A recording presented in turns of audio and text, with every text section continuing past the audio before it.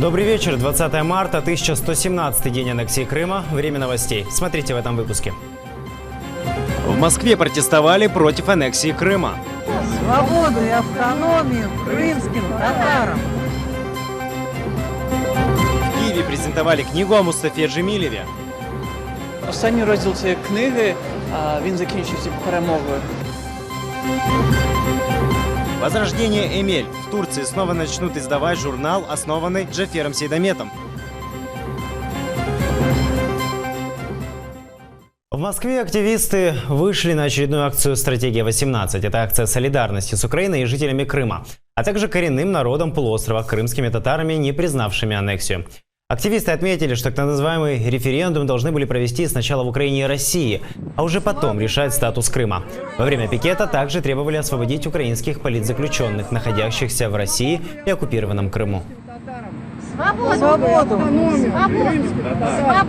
1944 году, когда Сталин выслал крымских татар, на их место потом, причем по преимуществу насильно, заселялись граждане. Чаще это были русские люди, и никто не спрашивал их мнения, хотят ли они быть там заселенными. Требуем соблюдения Конституции России. Присоединение Крыма – это нарушение статьи 15, пункт 4 Конституции России, которая провозглашает приоритет международных договоров, которые не денонсированы до сих пор, о территориальной целостности границ, Будапештский меморандум и другие. В российской столице праздновали третью годовщину оккупации Крыма. На Воробьевых горах устроили массовые мероприятия, соревнования по бегу, концерт и митинг в честь так называемого присоединения полуострова. На этот, так сказать, праздник согнали работников госучреждений и студентов. Людей было много, но по собственному желанию пришло лишь несколько десятков. Я как бы член Единой России подразделения Мещанского района. Вот. И нас сюда позвали для как бы массовки. Вот.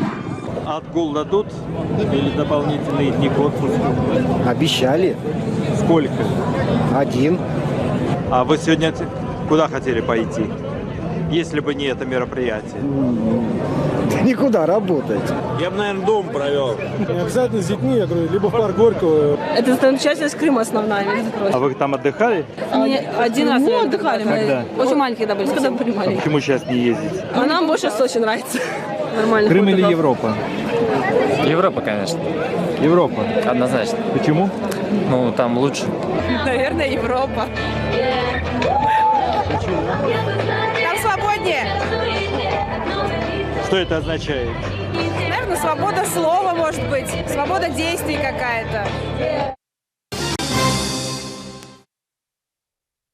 Крымские татары как коренной народ. В Киеве представили книгу о том, что такое коренные народы и почему крымские татары имеют права на этот статус. Автор книги, правозащитница Наталья Белецер, попыталась в популярной манере рассказать о серьезных вещах. 120 страниц о том, какие народы имеют право на статус коренных в международном праве, о понятии этого слова в украинских реалиях и об истории единственного народа Крыма с момента возвращения на родину и до момента оккупации полуострова. Правозащитница Наталья Белецер представила свою книгу «Крымские татары как коренной народ».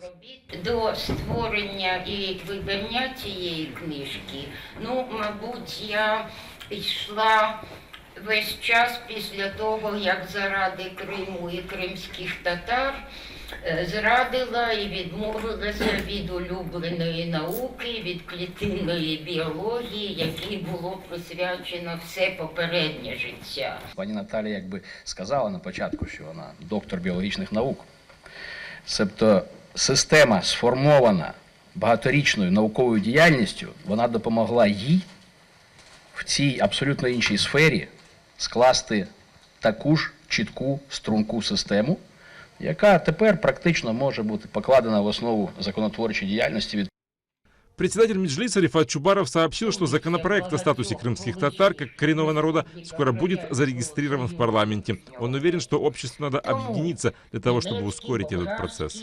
Одним із найефективних і, можливо, єдиним ключем щодо повернення Криму до складу України, це буде вирішення через через відновлення прав кримськотатарського народу. Закон про статус кримськотатарського народу, в якому є чіткі норми, без яких ми і не захочемо, щоб він приймався. що статус, там визначається статус Криму в цьому законі, як національна територіальна автономія.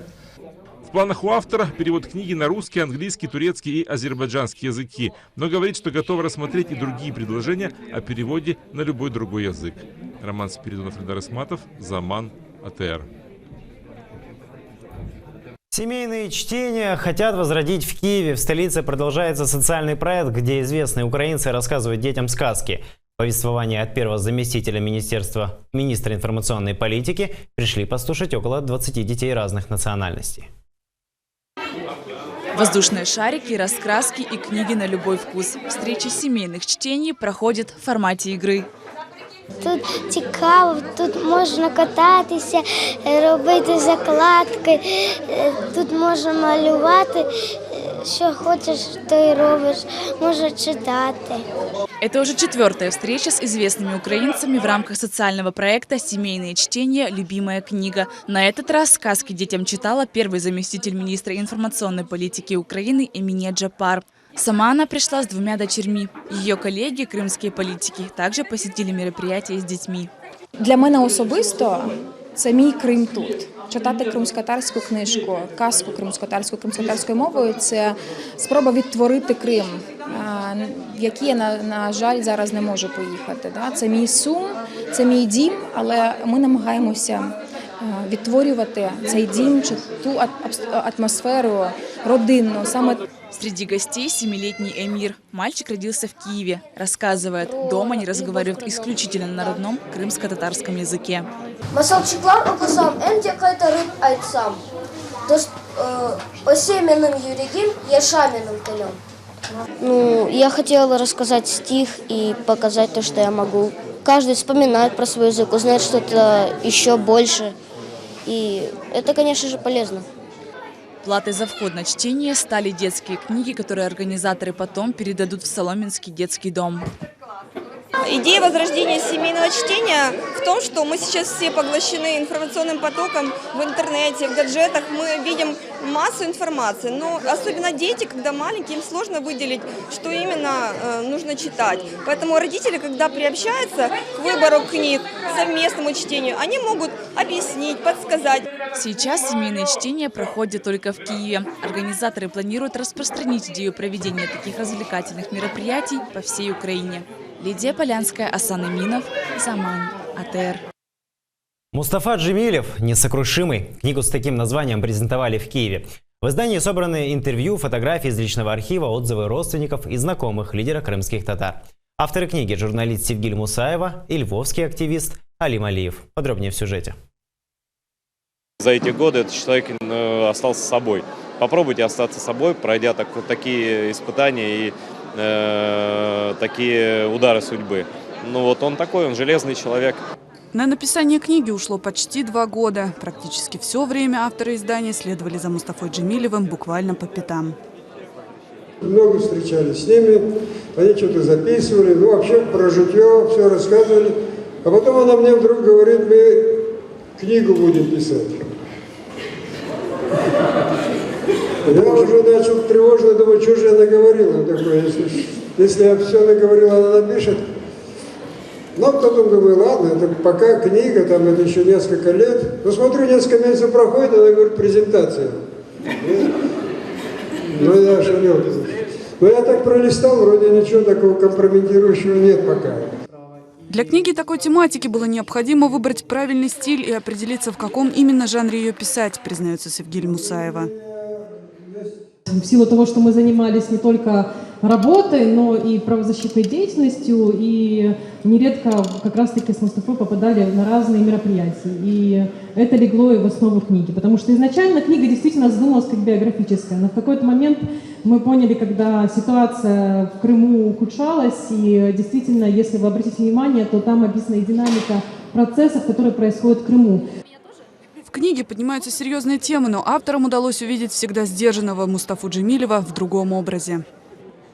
Наприклад, ми також бачили, як Мустафа плаче. І це було під час перемоги Джамала на Євробаченні. І це насправді були сльози радості. Тому саме останній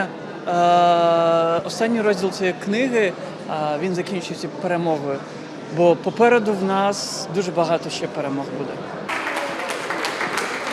Сама Джамала не могла пропустить такое событие и также посетила презентацию.